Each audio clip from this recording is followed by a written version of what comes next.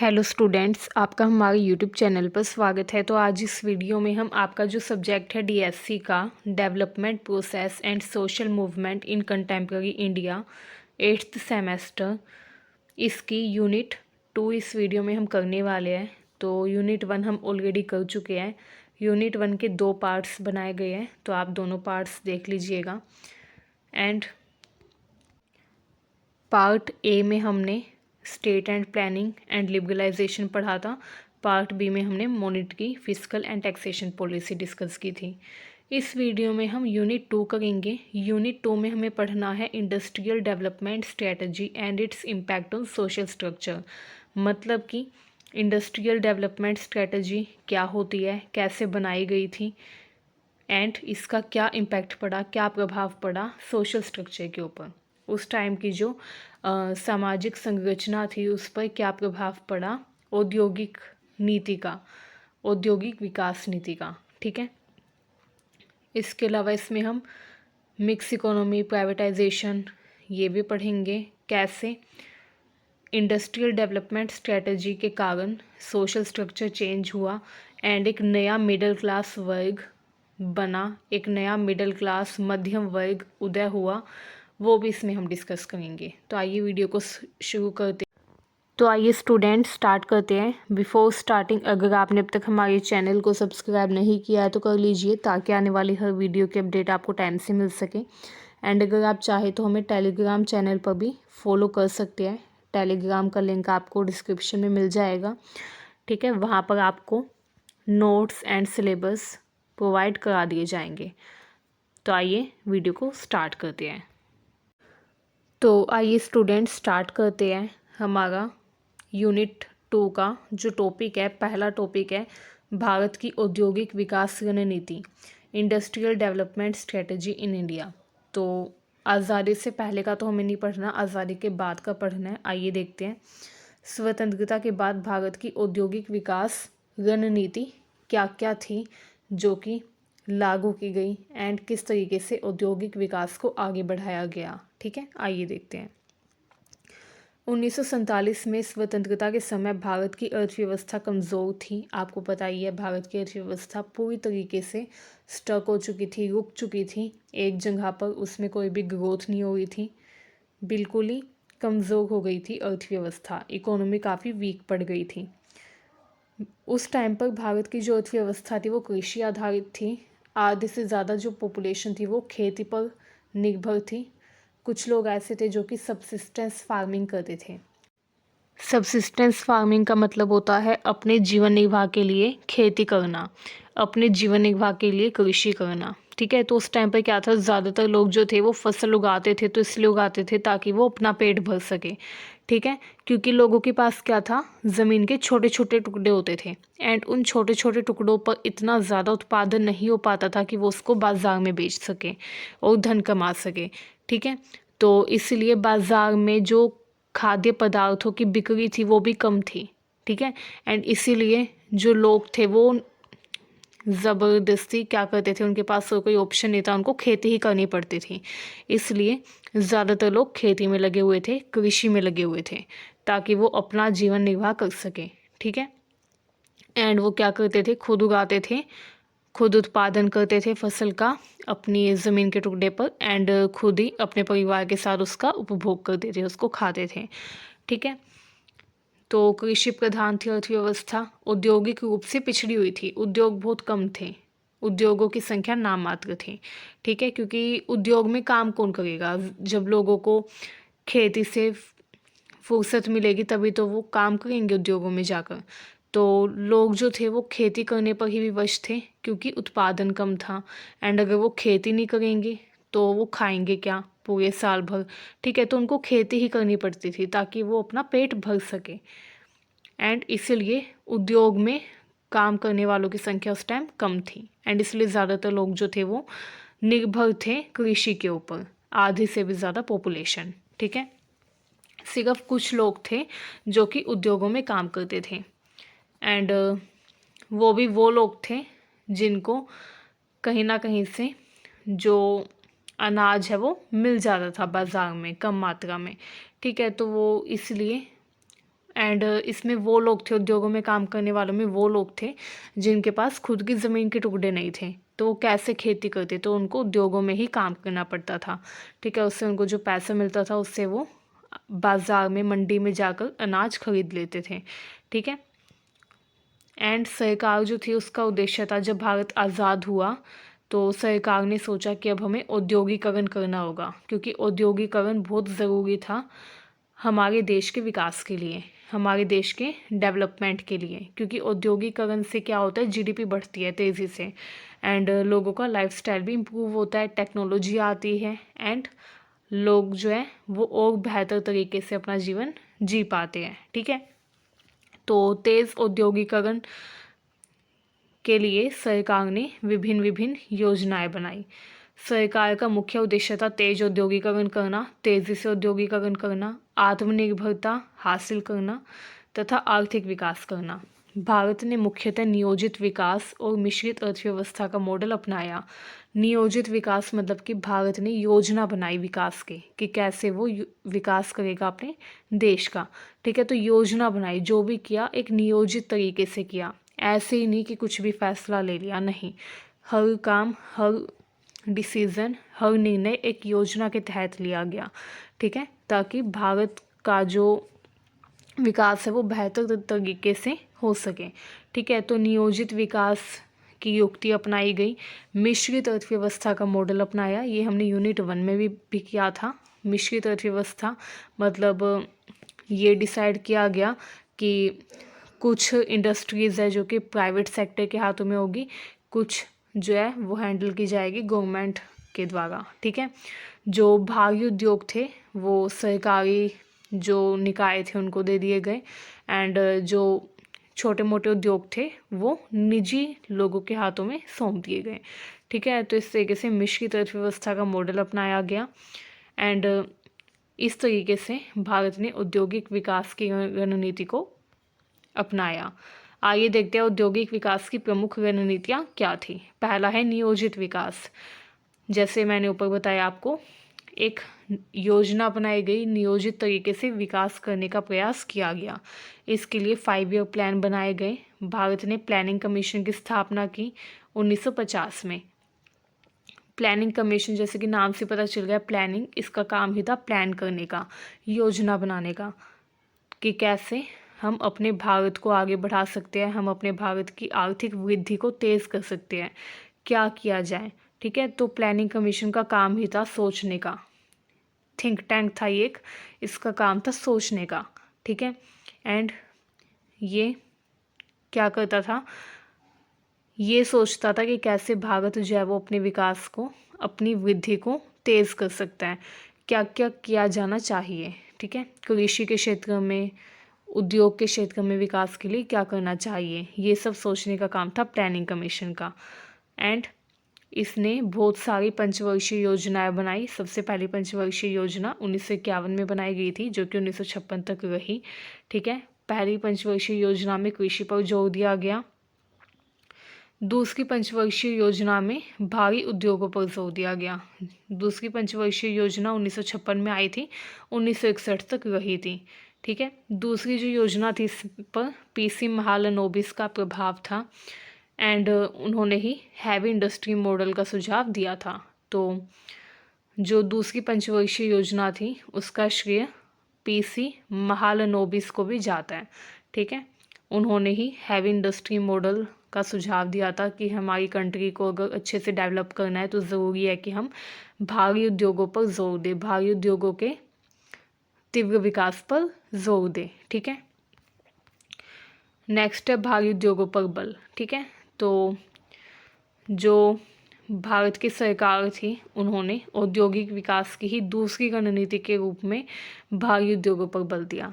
पहली जो रणनीति थी वो थी 5 ईयर प्लान बनाने की, पंचवर्षीय योजना बनाई। उद्योगों के विकास के लिए जो पहली पंचवर्षीय योजना थी उद्योगों के विकास के लिए, वो आई थी 1956 में। ठीक है, इससे पहले 1951 में आई थी, वो कृषि के विकास के लिए थी। लेकिन उद्योगों के विकास के लिए जो पहली पंचवर्षीय योजना थी वो थी 1956 की योजना, जिसको पीसी महालनोबिस के सुझाव पर बनाया गया था। हैवी इंडस्ट्री पर इसमें जोर दिया गया, भारी उद्योगों पर बल दिया गया। सरकार ने इस्पात, मशीनरी, ऊर्जा, कोयला, तेल, इंजीनियरिंग जैसे मूल उद्योगों को प्राथमिकता दी। ठीक है, सरकार ने बहुत सारे बड़े बड़े भारी उद्योग खोले एंड भारी उद्योग जितने भी थे, ऐसे भारी उद्योग जहाँ पे इस्पात का उत्पादन होता था, मशीनरी बनाई जाती थी, या ऊर्जा का उत्पादन होता था, कोयला, तेल, इंजीनियरिंग, इनसे रिलेटेड जो उद्योग थे, इनको सरकार ने खुद संभाला। ठीक है, इनकी कमान सरकार ने अपने हाथों में ली। तो steel authority of India limited, Bharat heavy electrical limited, ये कुछ फेमस हैवी इंडस्ट्रीज़ हैं जो कि सरकार ने उस टाइम संभाली थी और आज तक सरकार ही संभाल गई है। ठीक है, इनका उद्देश्य था भारत को आत्मनिर्भर बनाना, विदेशी निर्भरता कम करना। क्योंकि देखिए, अगर जो मशीन है वो विदेश से मंगवाने की जगह हमारे देश में ही बनाई जाएगी तो हमें ना तो टैक्स देना पड़ेगा जो टैक्स इंपोर्ट पर लगता था। ठीक है, एंड हमारी जो निर्भरता है विदेशों पर वो भी कम होगी। ठीक है, तो इसलिए आत्मनिर्भर बनने के लिए और विदेशों पर निर्भरता कम करने के लिए ही ये डिसाइड किया गया कि हम मशीनरी या जो हैवी गुड्स हैं वो अपनी कंट्री में ही प्रोड्यूस करेंगे। ठीक है, इसका उद्देश्य ही था आत्मनिर्भरता हासिल करना और विदेशी निर्भरता कम करना तथा दीर्घकालिक विकास करना। नेक्स्ट है सार्वजनिक क्षेत्र का विस्तार। अब औद्योगिक विकास की जो रणनीति थी उसमें एक रणनीति सार्वजनिक क्षेत्र की भी थी। सार्वजनिक क्षेत्र का विस्तार किया गया। ठीक है, मतलब पब्लिक सेक्टर को एक्सपैंड किया गया। 1956 की औद्योगिक नीति प्रस्ताव में उद्योगों को 3 श्रेणियों में बांटा गया। 1956 में इंडस्ट्रियल पॉलिसी रेजोल्यूशन आया था, औद्योगिक नीति प्रस्ताव, एंड इसने उद्योगों को 3 श्रेणियों में बांटा। 3 श्रेणी कौन कौन सी थी? पहली श्रेणी थी केवल सरकार के लिए, ऐसे उद्योग जिनको सिर्फ सरकार ही चलाएगी और कोई नहीं चलाएगा, निजी व्यक्ति ऐसे उद्योगों को नहीं चलाएगा। ठीक है, ऐसे उद्योग निजी कंपनी या निजी व्यक्तियों के द्वारा नहीं चलाए जाएंगे, ऐसे उद्योग सिर्फ सरकार चलाएगी। दूसरी श्रेणी में वो उद्योग थे जो सरकार और निजी दोनों के लिए थे, और तीसरी श्रेणी में वो उद्योग थे जो केवल निजी क्षेत्र के लिए थे। तो इस तरीके से क्या किया गया, उद्योगों को 3 श्रेणियों में बांटा गया। ठीक है, इसमें पब्लिक सेक्टर अंडरटेकिंग्स को बढ़ावा मिला। पब्लिक सेक्टर अंडरटेकिंग मतलब वो उद्योग जो कि सरकार चला सकती है, उन उद्योगों को बढ़ावा मिला। मतलब कि भारी उद्योग, जो भारी उद्योग थे जैसे इस्पात या आयरन या फिर मशीन बनाने से रिलेटेड जो उद्योग थे, ठीक है, जो भी मेटल का प्रोडक्ट बनाने से रिलेटेड उद्योग थे, वो सारे हैवी जो इंडस्ट्रीज़ थी, भारी उद्योग थे, वो सारे सरकार ने संभाले एंड पब्लिक सेक्टर अंडरटेकिंग्स में ये शामिल थे। ठीक है, नेक्स्ट आता है आयात प्रतिस्थापन नीति।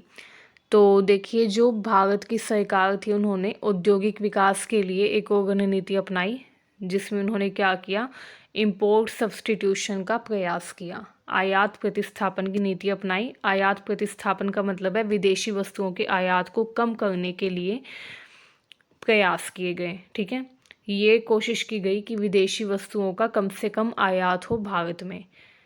अब आयात को कम करने के लिए ऊंचे आयात शुल्क लगाए गए। जो वस्तुएं भारत में आयात होती थी, मतलब दूसरे देश से भारत में आती थी ट्रेड के लिए, उन वस्तुओं पर टैक्स बढ़ा दिया, शुल्क बढ़ा दिया। ठीक है, मतलब इंपोर्ट ड्यूटी एक्सटेंड कर दी, बढ़ा दी, ताकि वो प्रोडक्ट जो विदेश से आया है वो महंगा हो जाए, एंड अगर वो प्रोडक्ट महंगा होगा तो कोई उसे खरीदेगा नहीं, एंड भविष्य में वो प्रोडक्ट फिर हमारी कंट्री में नहीं आएगा।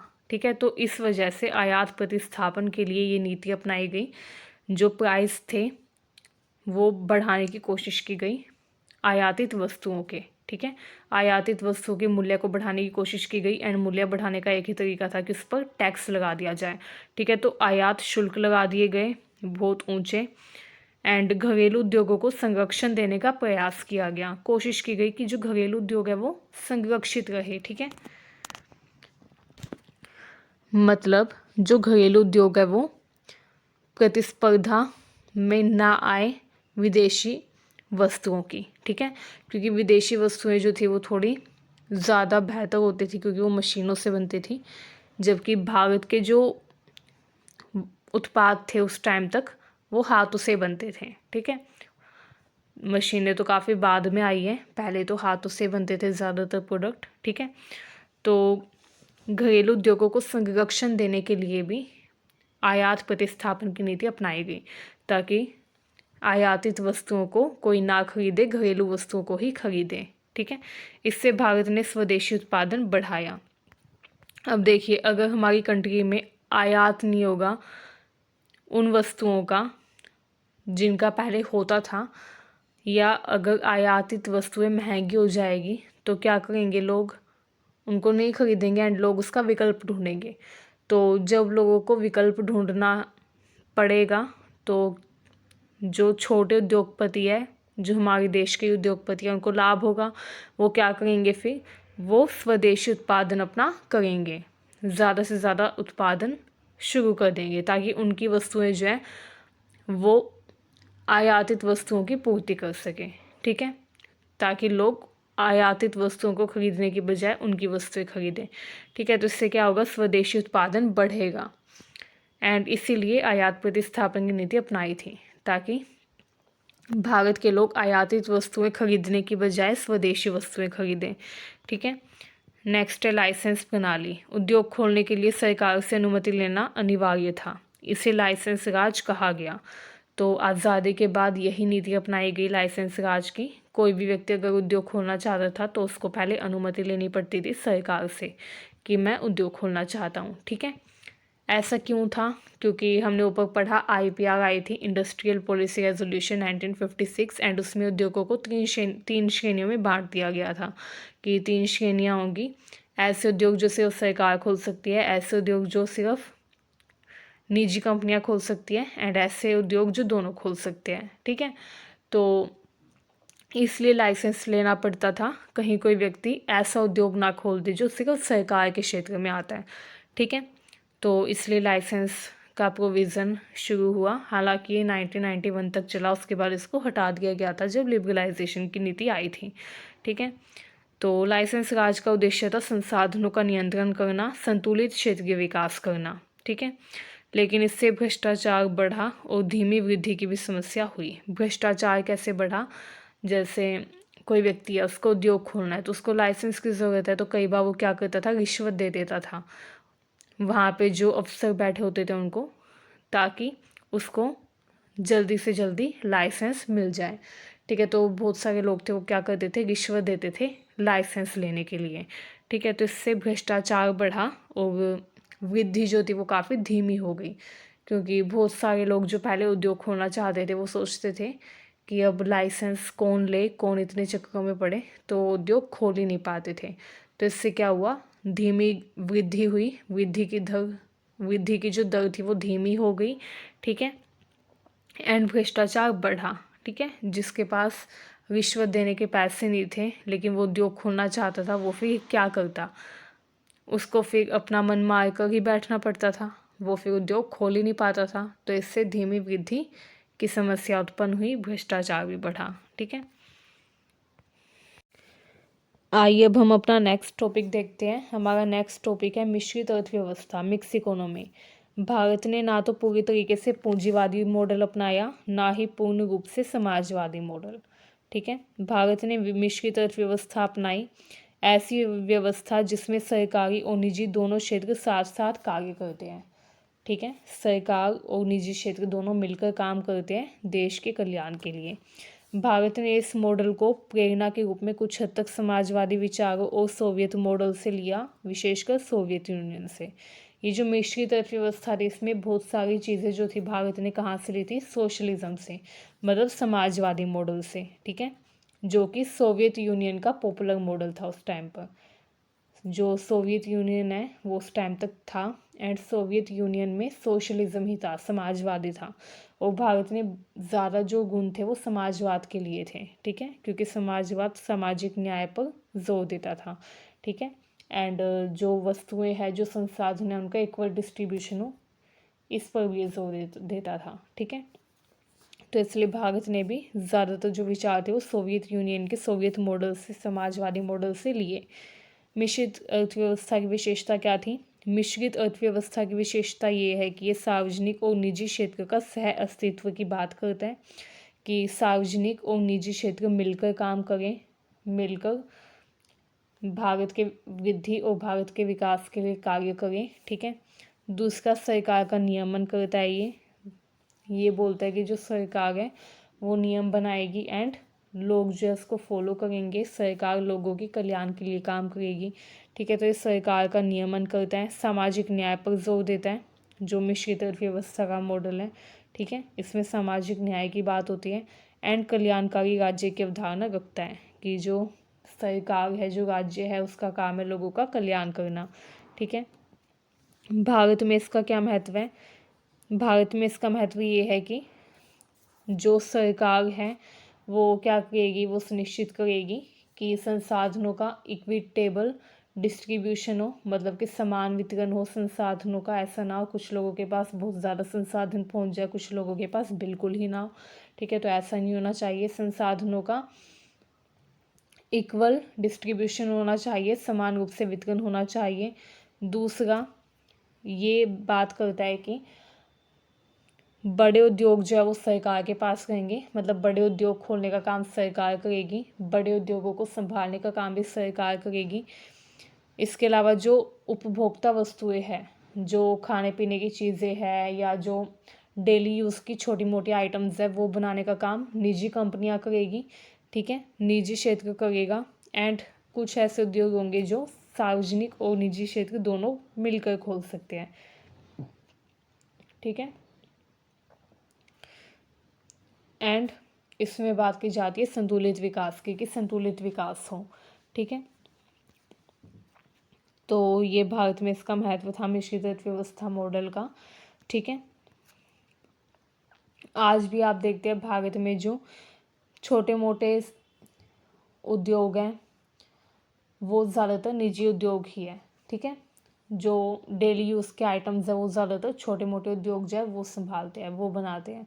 ठीक है, कपड़े हो गए या खाने पीने की चीज़ें या फिर जूते चप्पल।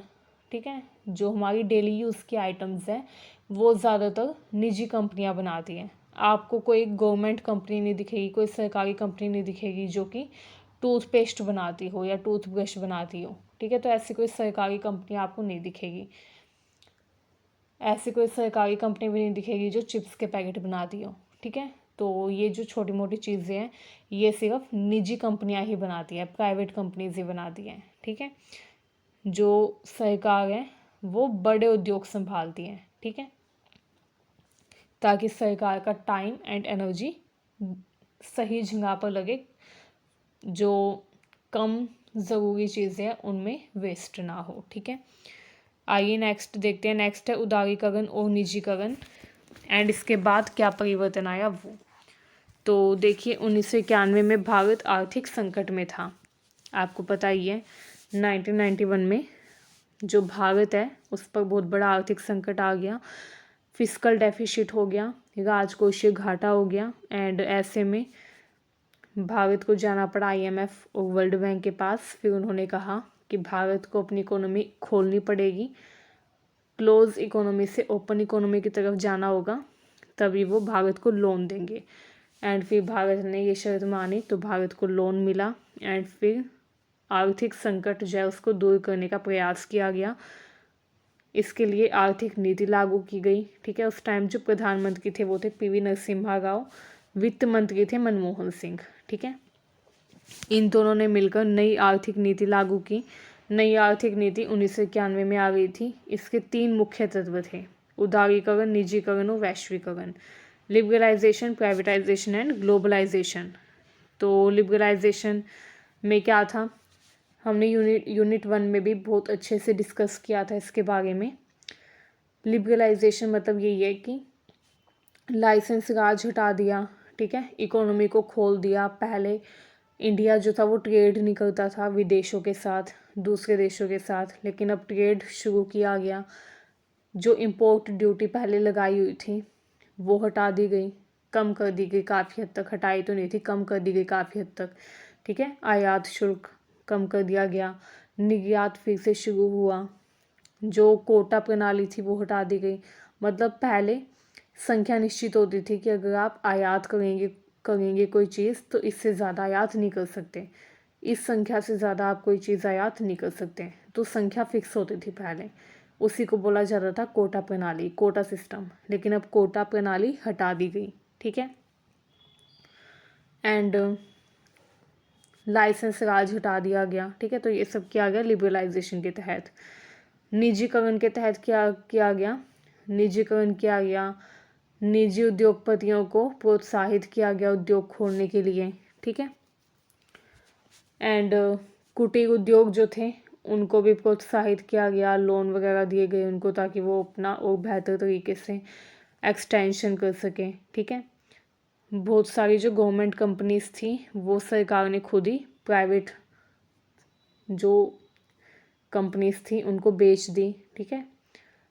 बहुत सारे बैंक भी प्राइवेटाइज हो गए, बहुत सारी कंपनीज थी जो कि सरकारी थी पहले, लेकिन सरकार ने वो कंपनी घाटे के कारण, क्योंकि सरकार को उन कंपनियों में घाटा हुआ था, तो सरकार ने बहुत सारी कंपनी थी जो कि निजी लोगों के हाथों में सौंप दी, बेच दी, ठीक है। तो ये सब था निजीकरण।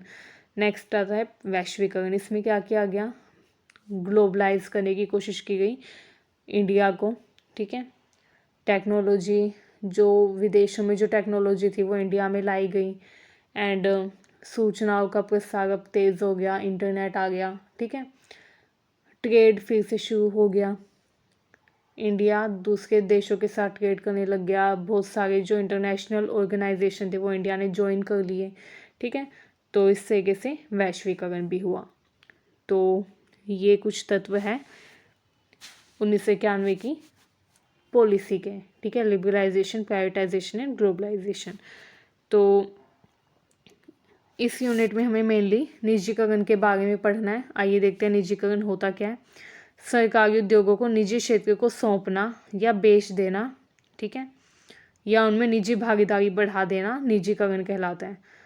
कोई उद्योग है वो सरकार ने खोला, सपोज कीजिए सरकार ने कोई उद्योग खोला एंड उस उद्योग में सरकार को घाटा होने लग गया, ठीक है, या सरकार उस पर ज़्यादा ध्यान नहीं दे पा रही, उसकी दक्षता पर ज़्यादा ध्यान नहीं दे पा रही, एफिशिएंसी पर ज़्यादा ध्यान नहीं दे पा रही, तो सरकार क्या करती है, उस उद्योग को निजी उद्योगपतियों को बेच देती है, ठीक है, या सौंप देती है।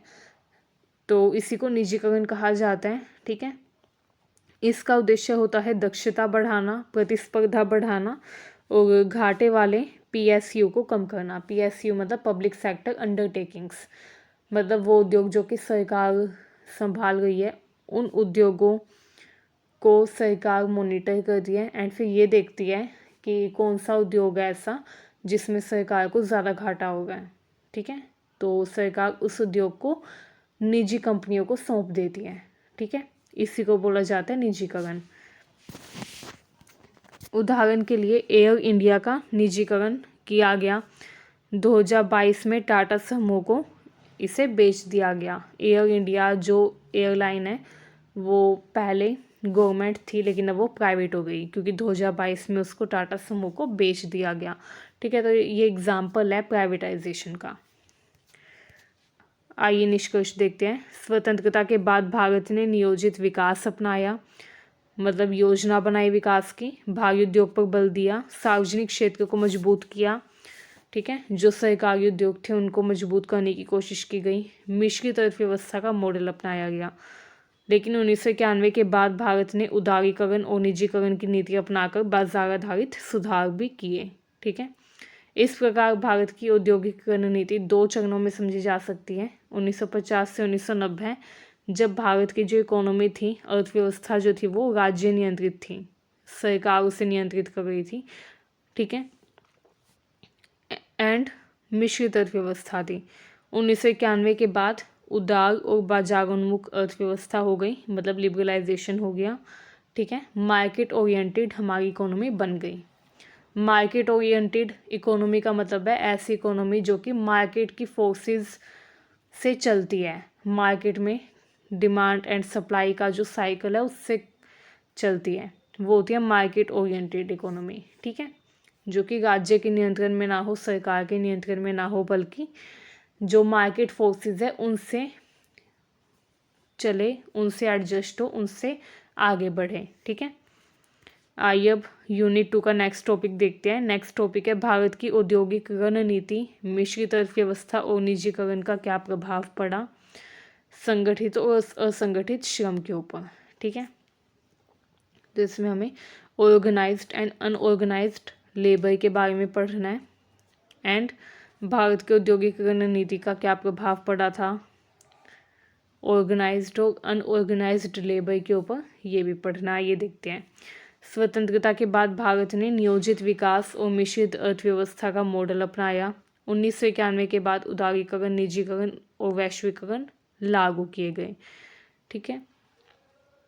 इन नीतियों का श्रमिक वर्ग पर बहुत ही गहरा प्रभाव पड़ा।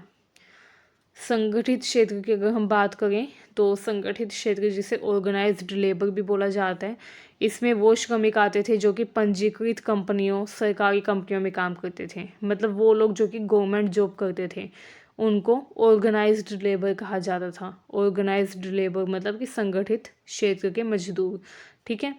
तो जितने भी श्रमिक थे जो पंजीकृत कंपनियों में, रजिस्टर्ड कंपनीज में या सरकारी उपक्रमों में, पब्लिक सेक्टर अंडरटेकिंग्स या बड़े उद्योगों में या सरकारी कंपनियों में काम करते थे, उनको संगठित क्षेत्र के श्रमिक कहा जाता था। इन्हें कानूनी सुरक्षा मिलती थी क्योंकि ये उन उद्योगों में काम करते थे जो उद्योग सरकार चला रही थी एंड सरकार अपने सभी कर्मचारियों को कानूनी सुरक्षा ज़रूर देती थी, ठीक है।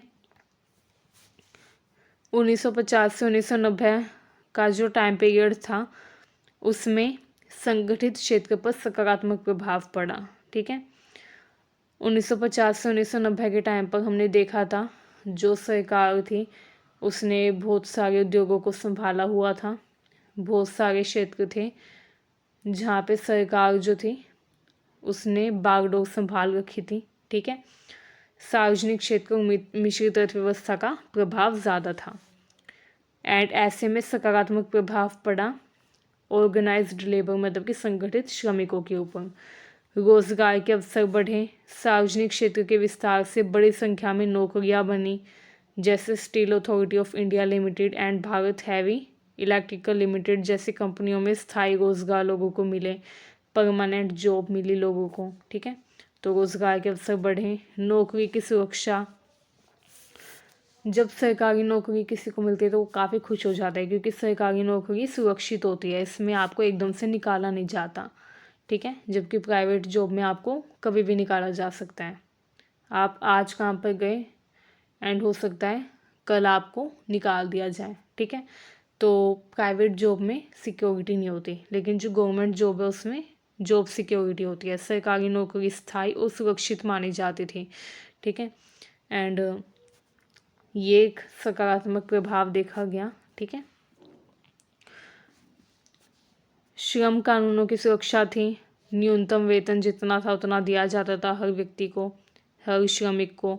बोनस मिलता था, भविष्य निधि मतलब पीएफ मिलता था, प्रोविडेंट फंड, पेंशन मिलती थी रिटायर होने के बाद। ट्रेड यूनियन का अधिकार था, मतलब ट्रेड यूनियन मतलब कि जो भी वहाँ पर काम कर रहे थे वो सारे लोग अपना एक संगठन बना सकते थे, ठीक है। ट्रेड यूनियन बनाने का भी अधिकार था। श्रमिक अपने अधिकारों के लिए संगठित थे। मजबूत ट्रेड यूनियन आंदोलन भी वो करते थे अपनी मांग मनवाने के लिए, ठीक है। लेकिन इसके कुछ नकारात्मक प्रभाव भी थे। 1950 से 1990 में संगठित श्रमिकों के ऊपर कुछ नकारात्मक प्रभाव भी पड़े, जैसे उत्पादकता कम रही। अब कोई व्यक्ति है उसको पता है कि भाई मेरी तो जॉब सिक्योर है, मुझे निकाला नहीं जाएगा बिल्कुल भी, एंड इनकम भी अच्छी खासी है, ठीक है। कोई चेक भी नहीं करेगा एंड पैसे टाइम पर मिल भी जा गया है। तो क्या होता था, कुछ लोग होते थे वो आलसी बन जाते थे, वो ज़्यादा ध्यान नहीं देते थे उत्पादकता पर, ठीक है, या अपने काम पर। तो श्रमिक ज़्यादा काम अच्छे से नहीं करते थे क्योंकि वो सोच रहे थे हमारी जॉब तो सिक्योर है, कोई कुछ बोलने वाला नहीं है, ठीक है। तो इससे उत्पादकता कम रही। हड़तालें और श्रम विवाद अधिक थे। बार बार श्रमिक आ जाते थे हड़ताल करने के लिए, ठीक है। छोटी छोटी बात पर श्रमिक विवाद कर देते थे क्योंकि उनका यूनियन बना हुआ था, ठीक है। तो ये भी एक नकारात्मक प्रभाव था। हड़तालें और श्रम विवाद ज़्यादा थे, छोटी छोटी बातों पर विवाद हो जाता था, ठीक है। एंड सरकारी उद्योगों में घाटा होगा था। जब उत्पादकता कम होगी तो घाटा तो होगा ही, कॉमन सी बात है, ठीक है। तो सरकार ने क्या किया, इसलिए सरकार को जब घाटा नज़र आया तो उसने प्राइवेटाइजेशन करना शुरू किया 1990 के बाद, ठीक है। 1991 के बाद निजीकरण और उदारीकरण का प्रभाव क्या पड़ा संगठित श्रमिकों के ऊपर, आइए देखते हैं। तो कुछ सकारात्मक प्रभाव पड़े, कुछ नकारात्मक प्रभाव पड़े। आइए सबसे पहले सकारात्मक प्रभाव देख लेते हैं। तो दक्षता बढ़ी, प्रतिस्पर्धा बढ़ी। जब निजीकरण हुआ तो जो प्राइवेट कंपनीज होती हैं वो आपने देखा होगा बिल्कुल ही हर काम टाइम पर चाहिए उनको, ठीक है। जो प्राइवेट कंपनीज के हेड होते हैं वो अपने लेबर्स को भी बोलते हैं कि हर काम, जो उनके एम्प्लॉयज़ होते हैं उनको भी बोलते हैं कि हर काम टाइम पर होना चाहिए, नहीं तो जॉब से निकाल दिया जाएगा। एंड इस डर में जितने भी एम्प्लॉयज़ हैं वो सही से काम करते हैं, टाइम पर काम करते हैं, ठीक है। तो जो निजी कंपनियां थी उन्होंने क्या किया, उन्होंने बहुत सारे एम्प्लॉयज़ को काम से हटा दिया, ठीक है। एंड नए जो एम्प्लॉयज़ थे उनको काम पर रखना शुरू किया। ऐसे एम्प्लॉयज़ को काम पर रखना शुरू किया जो कि दक्ष थे, जिनको तकनीकी ज्ञान था, टेक्निकल नॉलेज थी सारी, जो ज़्यादा योग्य थे, ठीक है। तो इंटरव्यू के बेसिस पर एंड अलग अलग टेस्ट कंडक्ट करवा के उन्होंने योग्यता की जांच करना शुरू किया। एंड जो मजदूर, जो एम्प्लॉयज़ योग्य नहीं थे उनको काम से हटा दिया एंड जो योग्य लोग थे उनको काम पर रखना शुरू किया, ठीक है। तो नई तकनीक और कौशल की मांग बढ़ी निजीकरण और उदारीकरण के बाद। निजी क्षेत्र में उच्च वेतन वाली नौकरियां विकसित हुई, जैसे आईटी और सेवा क्षेत्र जो है वो डेवलप हुआ, ठीक है। निजी क्षेत्र में काफ़ी विकास हुआ 1991 के बाद। जब निजीकरण हो गया, उदारीकरण हो गया, तो उसका यही प्रभाव हुआ कि निजी क्षेत्र में उच्च वेतन वाली नौकरियां विकसित होने लग गई, जैसे आईटी के क्षेत्र में, इंफॉर्मेशन टेक्नोलॉजी की फील्ड में, ठीक है। इसके कुछ नकारात्मक प्रभाव भी हुए, जैसे नौकरी की असुरक्षा बढ़ी। जैसे कि मैंने अभी आपको बताया, बहुत सारे जो एम्प्लॉयज़ थे जो पहले से काम कर रहे थे वहाँ पर, गवर्नमेंट कंपनी जब वो थी तब से वो वहाँ पर काम कर रहे थे। अब निजीकरण होने के बाद जो नए अफसर थे उन्होंने क्या किया, जो नए हेड थे उस कंपनी के, उन्होंने बहुत सारे मजदूरों को हटा दिया जो मजदूर उन्हें योग्य नहीं लग रहे थे, जो एम्प्लॉयज़ उनको अयोग्य लग रहे थे, उन एम्प्लॉयज़ को उन्होंने काम पर से हटा दिया। तो इससे नौकरी की असुरक्षा बढ़ी। निजीकरण के कारण कई सरकारी कंपनियों में कर्मचारियों की छंटनी हुई। मतलब ये देखा गया कौन से कर्मचारी योग्य है इस काम के एंड कौन से कर्मचारी इस काम को करने के योग्य नहीं है। जो योग्य नहीं थे उनको हटा दिया गया एंड उनकी जगह पर नए कर्मचारियों को नियुक्त किया गया। इसके अलावा वो कर्मचारी जिनकी सैलरी बहुत ज़्यादा थी उनको भी हटा दिया गया, क्योंकि निजी कंपनीज जो थी वो ज़्यादा से ज़्यादा लाभ कमाना चाहती थी। जो निजी कंपनी के मालिक थे वो ज़्यादा से ज़्यादा लाभ कमाना चाह रहे थे, तो इसलिए उनको ये बर्दाश्त नहीं था कि वो किसी भी एम्प्लॉय को इतनी ज़्यादा सैलरी दें। तो वो एम्प्लॉयज़ जिनकी काफ़ी ज़्यादा सैलरी हो गई थी उनको भी हटा दिया गया, ठीक है। एंड कम सैलरी पर, कम वेतन पर मजदूरों को रखा गया काम पर निजी कंपनियों के द्वारा, ठीक है। एयर इंडिया के निजीकरण के बाद भी हमने देखा संरचनात्मक बदलाव हुए। तो ऐसे ही जब कोई भी सरकारी कंपनी निजी बनती है तो उसमें काफ़ी बदलाव होते हैं एंड सबसे पहला बदलाव यही होता है कि कर्मचारियों की छंटनी की जाती है, ठीक है। नेक्स्ट है ठेका प्रणाली। स्थायी नौकरियों की जगह कॉन्ट्रैक्ट आधारित रोजगार बढ़ा। आज भी हम देखते हैं कॉन्ट्रैक्चुअल जॉब्स काफ़ी सुनने को मिलती है, कॉन्ट्रैक्ट बेसिस पर जॉब, ठीक है। तो कॉन्ट्रैक्ट सिस्टम शुरू हो गया। स्थायी नौकरी की जगह अब कॉन्ट्रैक्ट के आधार पर रोजगार देना शुरू कर दिया निजी कंपनियों ने।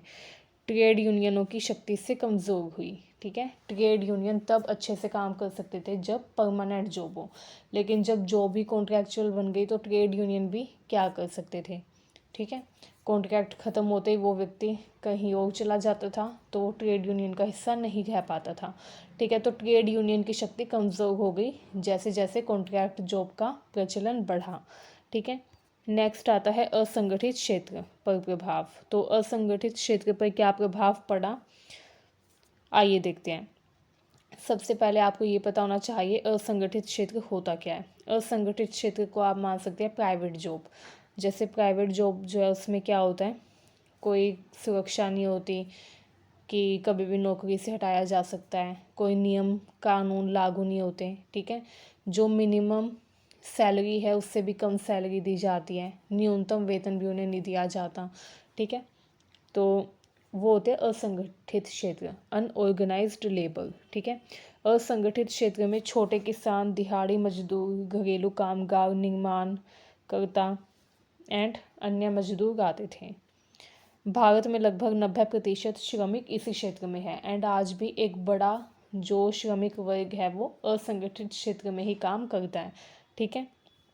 क्योंकि जनसंख्या ज़्यादा है एंड आपको पता है गवर्नमेंट जॉब्स कम है, ठीक है। मुट्ठी भर सरकारी नौकरियां हैं एंड पॉपुलेशन इतनी ज़्यादा, तो इसलिए ज़्यादातर जो लोग हैं वो असंगठित क्षेत्र में ही काम करते हैं। ज़्यादातर जो लोग हैं वो असंगठित क्षेत्र में ही काम करने के लिए मजबूर हैं, ठीक है। उनके पास कोई ऑप्शन ही नहीं है क्योंकि गवर्नमेंट जॉब में वैकेंसी कम है एंड कंपटीशन ज़्यादा है, ठीक है। तो इसलिए काफ़ी डिफ़िकल्ट हो गया है गवर्नमेंट जॉब हासिल करना, ठीक है, संगठित क्षेत्र में काम हासिल करना।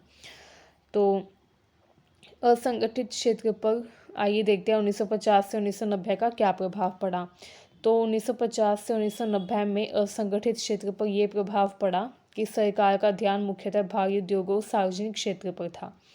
असंगठित श्रमों को बहुत कम कानूनी सुरक्षा मिली, बिल्कुल ही न्यूनतम कानूनी सुरक्षा थी असंगठित क्षेत्र के मजदूरों के पास, उन्हें सैलरी भी कम मिलती थी एंड सरकार भी उन पर ज़्यादा ध्यान नहीं दे रही थी, ठीक है। जो सरकार थी वो असंगठित क्षेत्र के मजदूरों पर ज़्यादा ध्यान इसलिए नहीं दे रही थी क्योंकि सरकार का उस टाइम मेन टारगेट था इकोनॉमी को बूस्ट करना, जो इकोनॉमी स्टक हो गई थी उसको आगे बढ़ाना, ठीक है। भारी उद्योगों सार्वजनिक क्षेत्र का विकास करना, देश की वृद्धि करना, देश में आर्थिक वृद्धि को बढ़ाना, ये सरकार का मुख्य उद्देश्य था, ठीक है। तो इसलिए सरकार ज़्यादा ध्यान नहीं दे पा रही थी, ज़्यादा सरकार जो है वो नहीं देख पा रही थी असंगठित क्षेत्र के मजदूरों की स्थिति को, ठीक है। तो उस टाइम ज़्यादा कुछ कानून नहीं बनाए गए असंगठित क्षेत्र के मजदूरों के लिए। सामाजिक सुरक्षा योजनाएं भी सीमित थीं।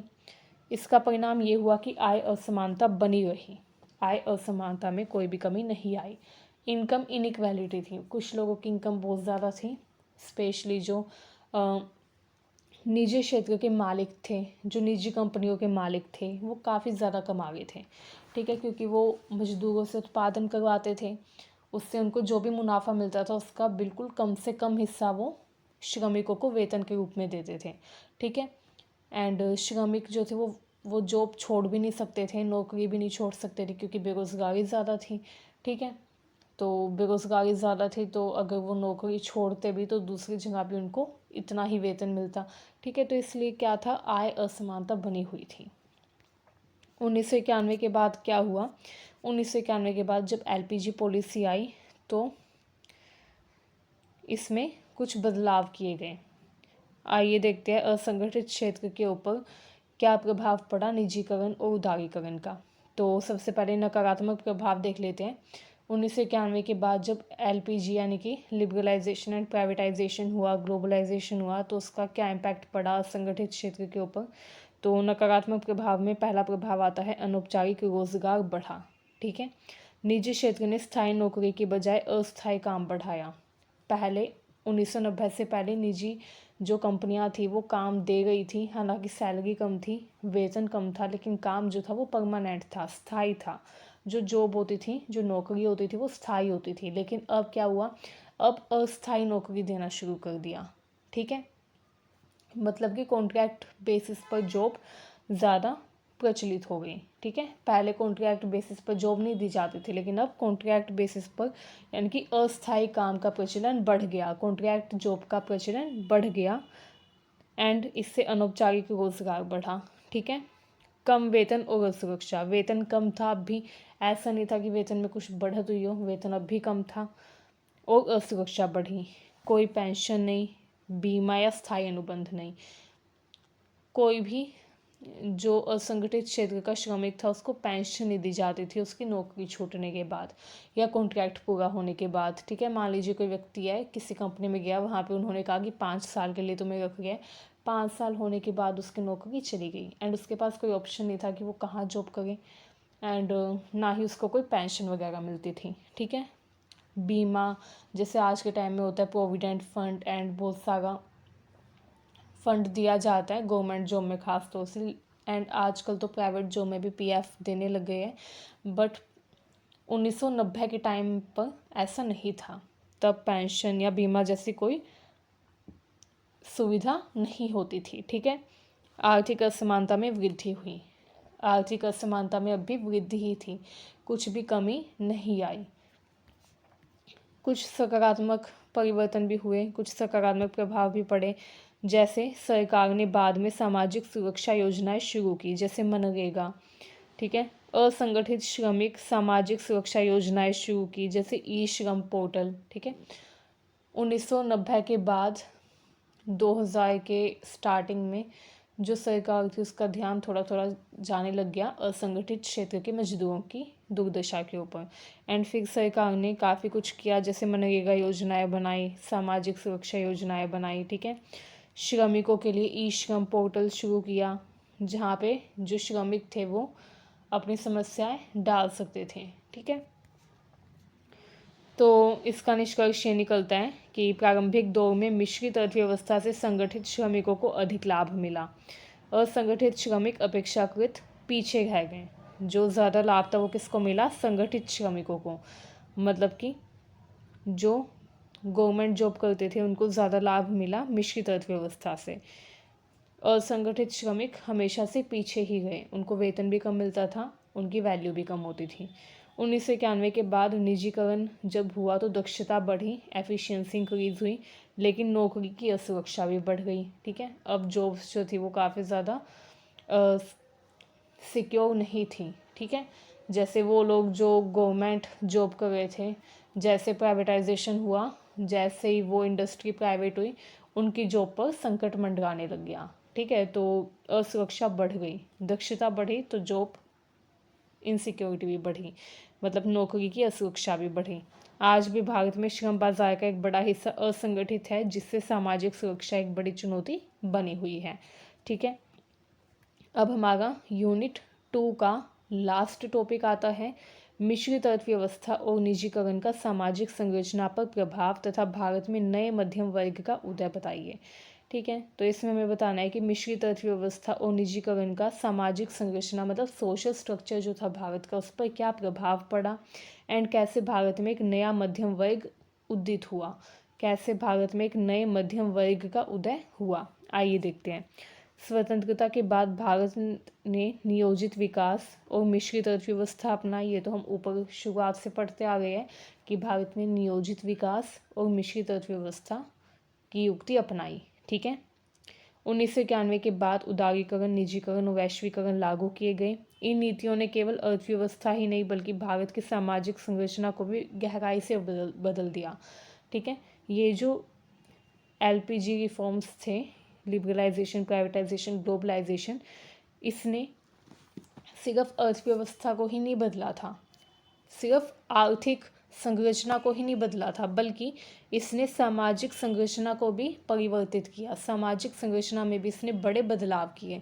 कौन कौन से बदलाव किए? तो देखिए, सामाजिक संरचना पर इसका क्या प्रभाव पड़ा। सबसे पहला तो ये कि वर्ग संरचना में परिवर्तन हुआ, क्लास स्ट्रक्चर चेंज हुआ।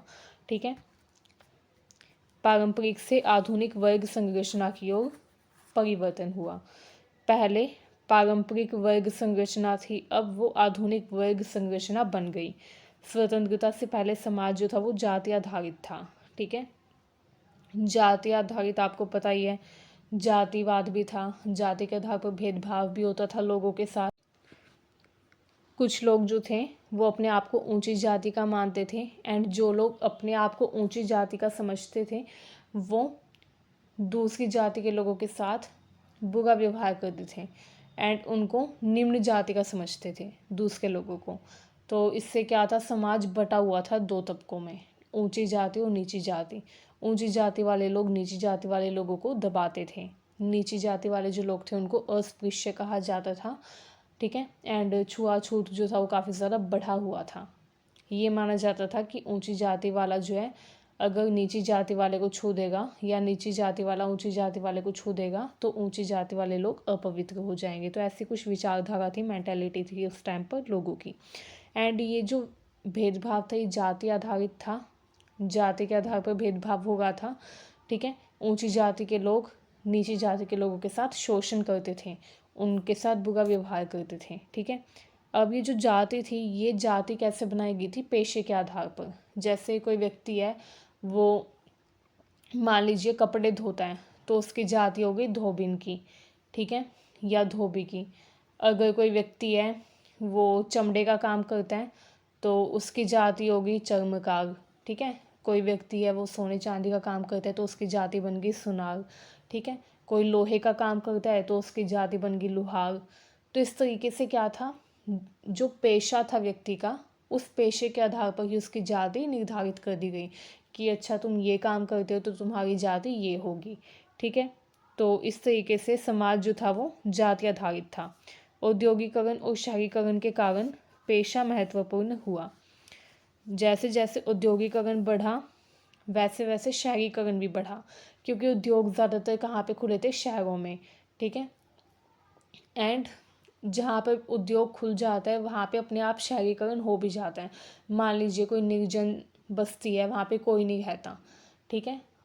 वहाँ पे आपको जंगल या पेड़ पौधों के अलावा कुछ नहीं दिखेगा। मान लो वहाँ पर भी उद्योग स्थापित हो जाए तो वहाँ पे भी एक पूरी बस्ती बसनी शुरू हो जाएगी, क्योंकि वहाँ पे मजदूर आकर रहेंगे, फिर उनका परिवार वहाँ पे आ जाएगा, ठीक है। फिर अगर लोग रहेंगे तो मार्केट भी खुलेगी वहाँ पर, ठीक है। मार्केट कहाँ पर होती है, जहाँ पर लोग होते हैं वहीं पर तो मार्केट होती है। तो इस तरीके से क्या होता है, जब औद्योगिकरण होता है तो शहरीकरण ऑटोमेटिकली हो जाता है। औद्योगिकरण और शहरीकरण एक दूसरे से जुड़े हुए हैं। औद्योगिकरण होगा तो शहरीकरण भी बढ़ेगा, ठीक है। तो औद्योगिकरण और शहरीकरण के कारण पेशा महत्वपूर्ण हुआ, रोजगार महत्वपूर्ण हुआ। एंड आय और शिक्षा के आधार पर वर्ग विभाजन बढ़ा। जो व्यक्ति ज़्यादा पैसा कमाता था, जिसकी आय ज़्यादा थी, वही शिक्षा प्राप्त करता था, ठीक है। इससे क्या प्रभाव हुआ, इसका ये प्रभाव हुआ कि जो ज़्यादा धनवान था वो ही शिक्षित रह गया, बाकी लोग अशिक्षित रह गए, बाकी लोग शिक्षा से वंचित रह गए, ठीक है। इस वजह से भी अज्ञानता बहुत ज़्यादा बढ़ गई, क्योंकि शिक्षा से ही व्यक्ति को ज्ञान मिलता है। अगर व्यक्ति शिक्षित नहीं है तो वो अज्ञानी ही रह जाएगा, ठीक है। उसको सही गलत की समझ नहीं हो पाएगी। शिक्षा ही बताती है कि क्या सही है क्या गलत है। तो शिक्षा का बहुत ही महत्वपूर्ण स्थान होता है हर व्यक्ति के जीवन में। तो जो आय और शिक्षा थी वो भी कुछ ही लोगों तक सीमित रह गई, तो इससे भी वर्ग विभाजन बढ़ा, ठीक है। समाज जाति से हटकर धीरे धीरे वर्ग आधारित समाज की ओर बढ़ा। ये आज़ादी के बाद है, ठीक है। आज़ादी से पहले जाति आधारित समाज था, आज़ादी के बाद औद्योगिकरण हुआ, शहरीकरण हुआ। उसके बाद औद्योगिकरण और शहरीकरण होने के बाद आय और शिक्षा के क्षेत्र में कुछ लोग थे जो आगे निकल गए, कुछ लोग पीछे रह गए। जो लोग ज़्यादा धनवान थे वो शिक्षित हो गए, जो लोग पैसों से वंचित थे, जिनके पास सिर्फ खाने पीने के पैसे थे, वो कैसे शिक्षा पर पैसा खर्च कर पाएंगे, तो वो लोग अशिक्षित रह गए। तो इस तरीके से समाज जाति से हटकर धीरे धीरे वर्ग आधारित समाज की ओर बढ़ा। एक वर्ग आधारित समाज बन गया। वर्ग आधारित समाज कौन सा था, उच्च वर्गीय और निम्न वर्गीय। उच्च वर्गीय लोग कौन थे, जो अमीर लोग थे, जिनके पास ज़्यादा पैसा था, वो हाई क्लास कहलाए। आज भी आप ये वर्ड सुनते होंगे, हाई क्लास लोग हैं, ठीक है। ये लोग हाई क्लास है या कोई भी। हाई क्लास किसे कहा जाता है, उच्च वर्गीय। उस टाइम पर भी ये वर्ग बनकर सामने आया। उच्च वर्ग वो था जो कि धनवान था, जिसके पास पैसों की कोई कमी नहीं थी, एंड जो शिक्षित भी था, ठीक है, वो उच्च वर्ग बन गए।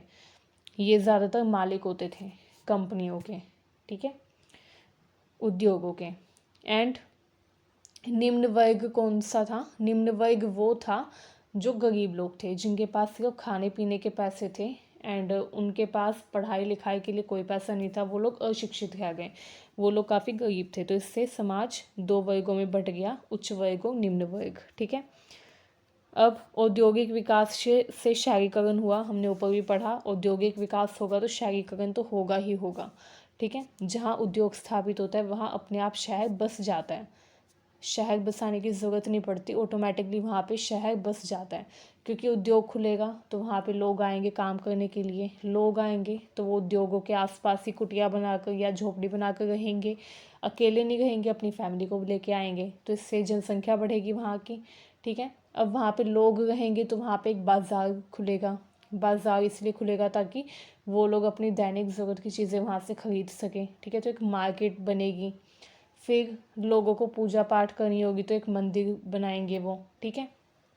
बच्चों के लिए स्कूल खुलेगा। तो इस तरीके से क्या होता है, जब उद्योग विकसित होता है तो वहाँ पे शहरीकरण अपने आप हो जाता है, गांव से शहरों की ओर पलायन बढ़ने लग गया जैसे जैसे, क्योंकि उद्योग जो थे जहाँ पे खुले वहीं पे शहरीकरण हुआ, एंड गांव के लोग फिर शहरों में जाने लग गए, मतलब कि जहाँ पे उद्योग थे वहाँ पे जाने लग गए, गांव से शहरों की ओर पलायन बढ़ा, महानगरों का विस्तार हुआ, कुछ नगर थे जो कि महानगर बन गए, जैसे मुंबई, दिल्ली, बेंगलुरु, ये महानगर बन गए। परिणाम ये हुआ कि संयुक्त परिवार से एकल परिवार की ओर समाज जो है वो बढ़ा। पहले संयुक्त परिवार था, दादा दादी, चाचा चाची, ताऊ ताई सारे एक ही परिवार में रहते थे, ठीक है।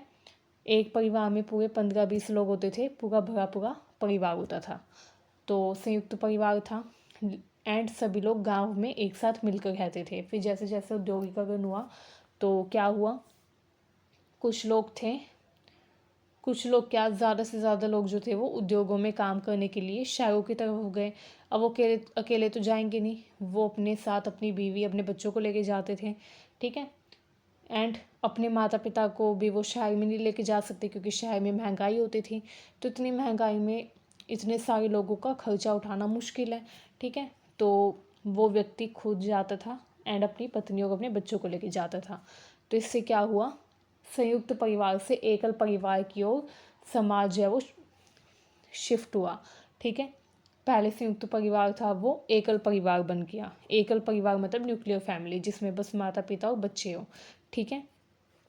आधुनिक जीवन शैली का विकास हुआ, शहरों में आधुनिक जीवन शैली का प्रचलन बढ़ा, शिक्षा और पेशेवर वर्ग का विकास हुआ, सरकारी संस्थानों, तकनीकी शिक्षा और सार्वजनिक क्षेत्र के विस्तार से इंजीनियर, डॉक्टर, प्रोफेसर, सरकारी अधिकारी जैसे संस्थान जो थे वो विकसित हुए, ठीक है।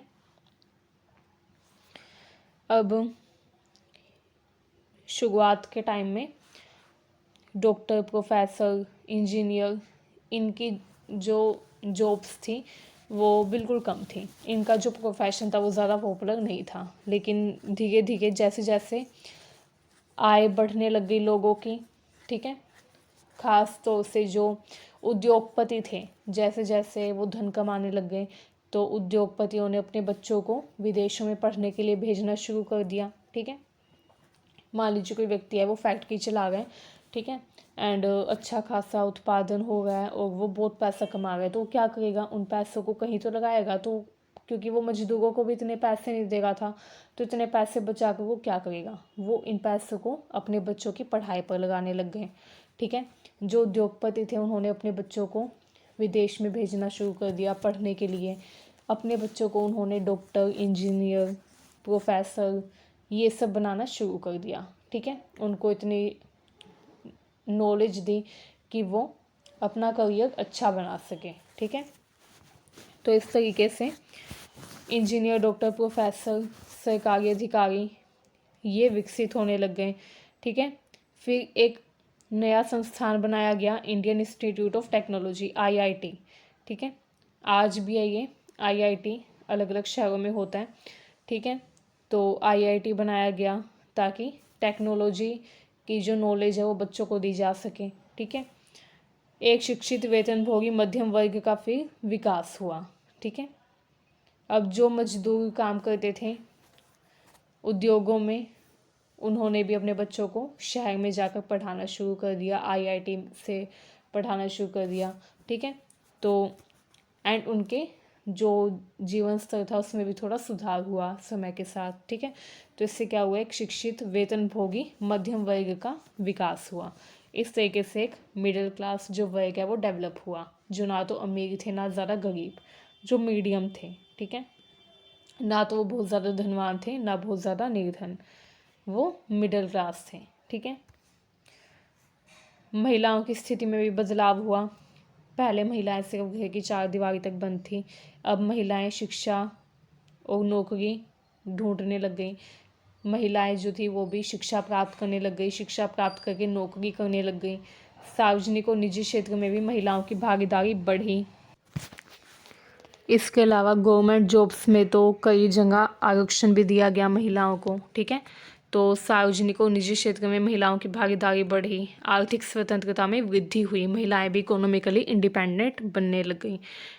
उपभोक्तावाद का विकास हुआ। 1991 के बाद कंज्यूमरिज्म जो प्रवृत्ति थी, कंज्यूमरिज्म की जो प्रवृत्ति थी उसका विकास हुआ, उपभोक्तावाद की प्रवृत्ति का विकास हुआ, ठीक है। प्रवृत्ति मतलब एक आदत, उपभोक्तावाद मतलब कि पैसा खर्च करके उसका भोग करने की आदत, ठीक है। तो ये उपभोक्तावाद की जो आदत थी इसका विकास हुआ। जब लोग पैसा कमाएंगे तो उसका उपभोग भी करेंगे, कहीं ना कहीं उसको खर्च करेंगे डेफिनेटली, तो उसी को कहा जाता है उपभोक्तावाद।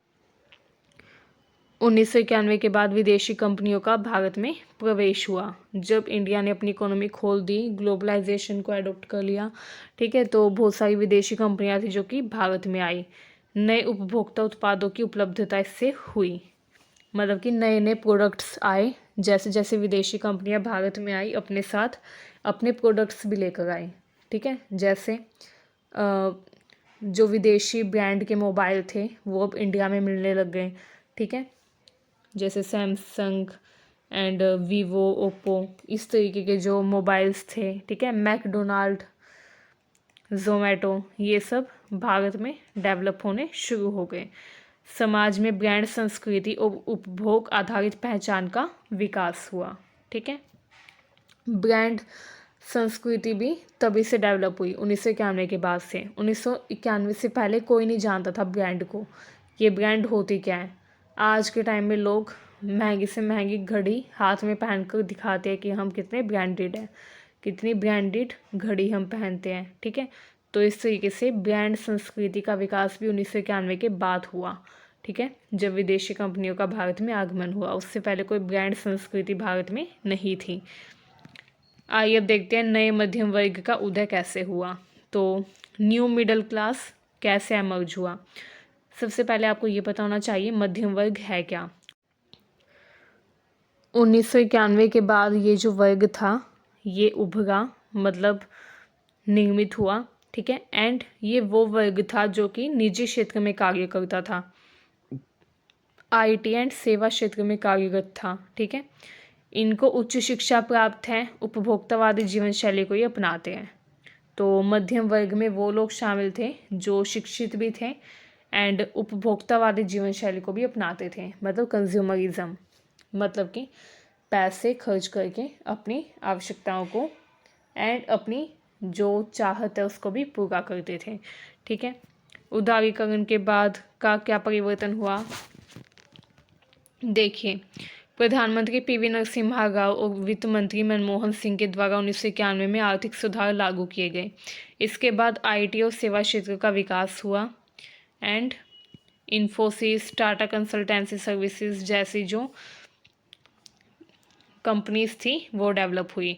लाखों युवाओं को उच्च वेतन वाली नौकरियां मिली एंड जब युवाओं को उच्च वेतन वाली नौकरी मिलेगी तो वो क्या करेंगे, कंजम्पशन अपना बढ़ाएंगे। तो इस तरीके से कंज्यूमरिज्म की जो प्रवृत्ति थी वो विकसित हुई एंड वो जो लोग थे उनकी जीवन शैली सुधरी।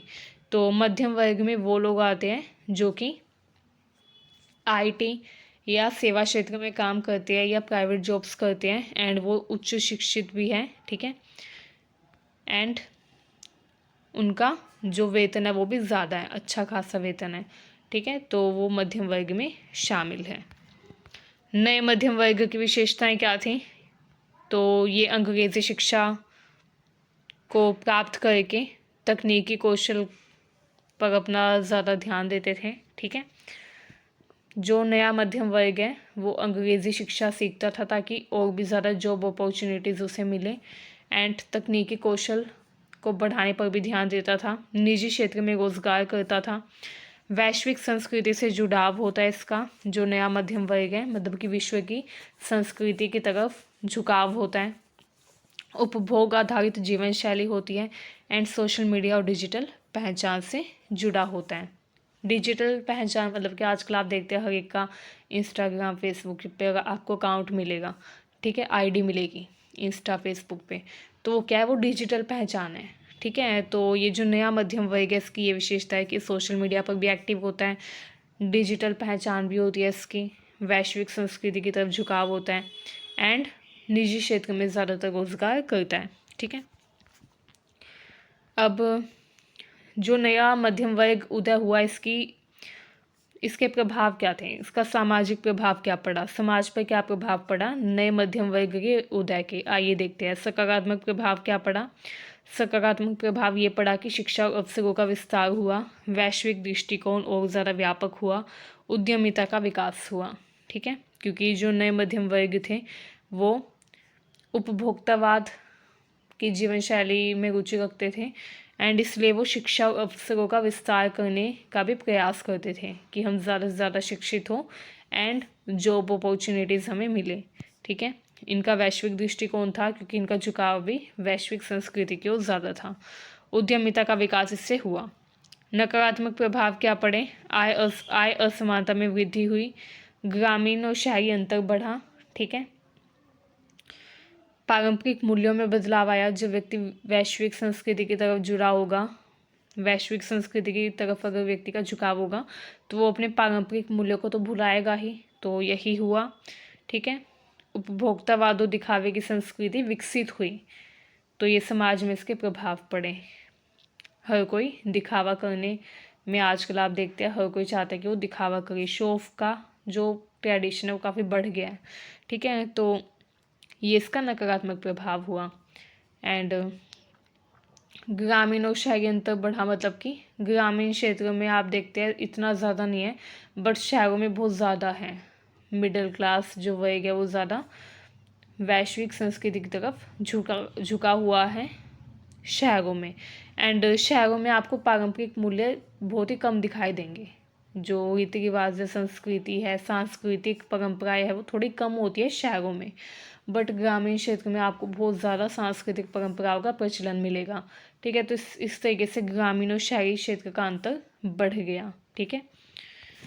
सामाजिक असमानता पर क्या प्रभाव पड़ा इसका, अमीर और गरीब के बीच अंतर बढ़ा, अमीर हो गए, गरीब ही रह गए, संगठित और असंगठित क्षेत्र के बीच खाई बढ़ी, महानगरों और छोटे शहरों में अंतर बढ़ा, एंड आर्थिक विकास समान रूप से वितरित नहीं हुआ।